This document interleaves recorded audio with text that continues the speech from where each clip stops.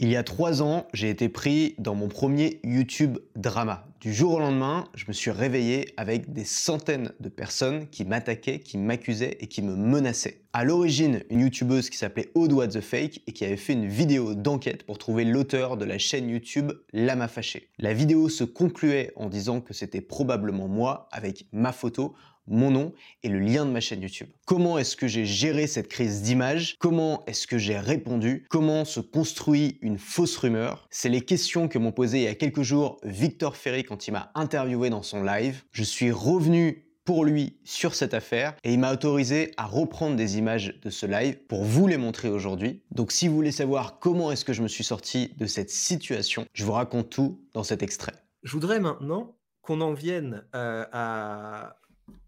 disons, un bad buzz que tu as dû affronter. Franchement, la manière dont tu t'en es sorti, je suis admiratif.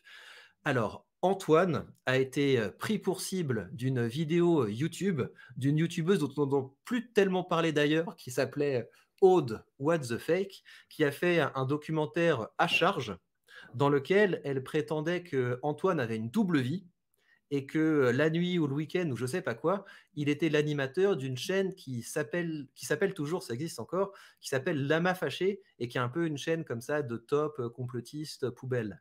Est-ce que tu peux nous raconter un petit peu cet épisode et comment tu l'as géré?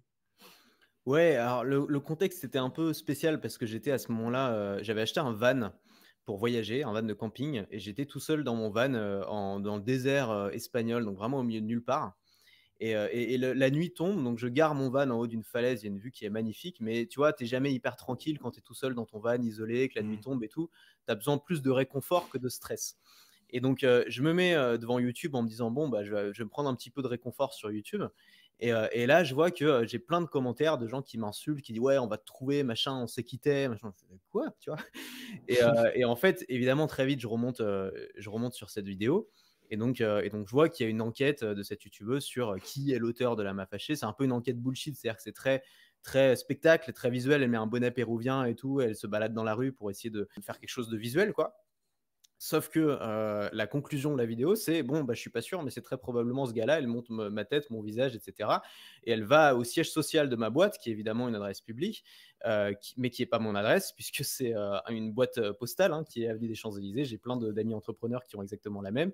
Et elle commence à rentrer dans le bâtiment. Elle demande au balayeur si elle sait qui je suis, machin, avec son bonnet péruvien. Enfin bref, ça ressemble à rien.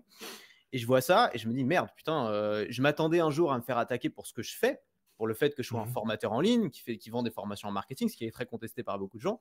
Et je me fais attaquer pour ce que je fais pas, c'est-à-dire être une grosse chaîne YouTube qui fait des vidéos bas de gamme. Voilà.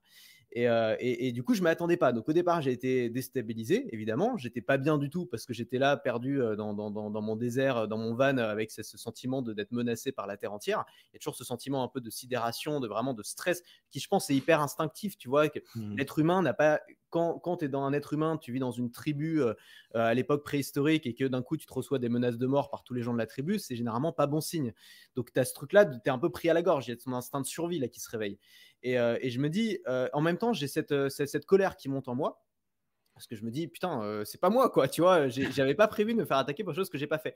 Et donc, le fait que j'étais parfaitement légitime dans l'histoire, puisque moi, je savais que tout ce qu'elle m'accusait de faire, c'était absolument faux, bah, j'avais un peu cette avance morale. J'avais pas besoin de trouver comment me défendre et j'étais pas attaqué, je me sentais pas personnellement attaqué parce que je savais que c'était une erreur.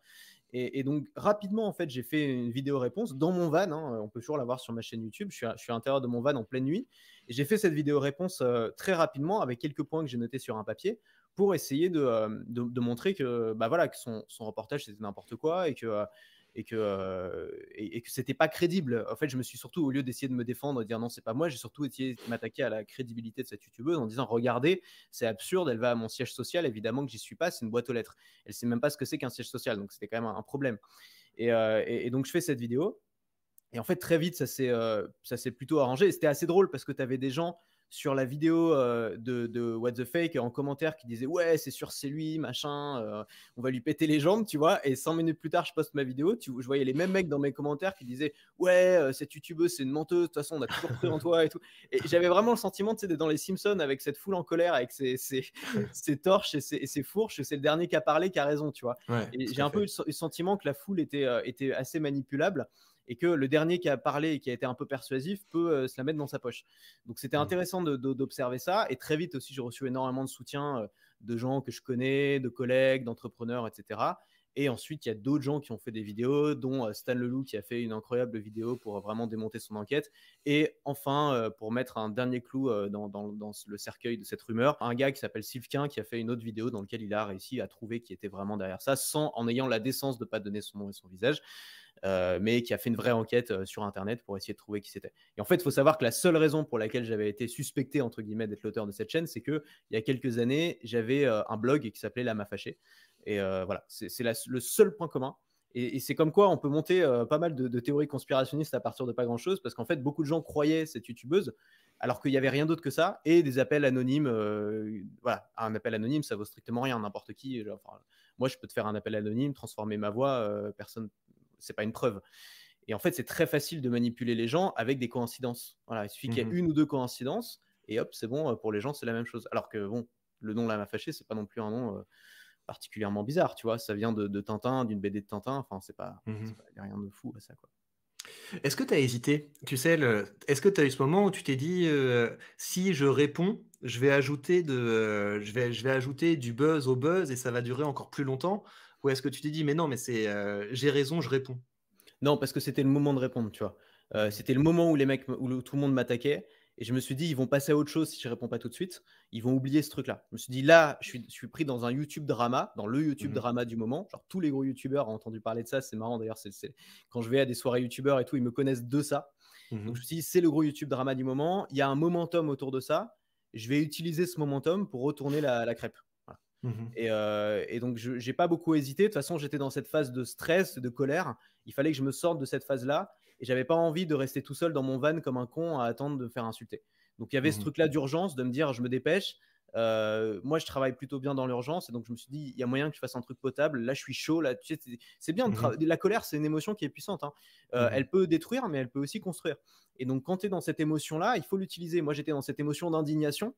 Et je l'ai utilisé dans la vidéo et on ressent, je pense, cette sincérité dans ma vidéo réponse, cette indignation sincère.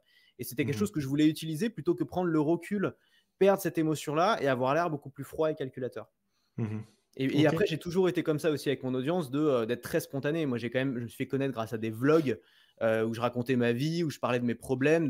Donc, mon audience a l'habitude que je sois très spontané et que je réfléchisse pas trop avant de parler. Donc, à l'époque, j'étais toujours dans ce truc-là et je me suis dit, bon, bah allez, je reste comme d'habitude, quoi. J'espère que ça vous a intéressé. Je vous invite chaleureusement à aller voir le reste de l'interview. J'ai trouvé que c'était une conversation très intéressante. Je vous invite aussi à vous abonner à la chaîne de Victor Ferry. Il parle de rhétorique et c'est simplement génial. Et enfin, je vous invite à vous abonner à ma newsletter quotidienne. C'est là que je poste 90% de mon contenu. J'envoie un email par jour pour aider les gens à monter une activité simple, minimaliste et extrêmement rentable sur Internet en partant de leurs compétences, de ce qu'ils savent faire, de ce qu'ils aiment faire.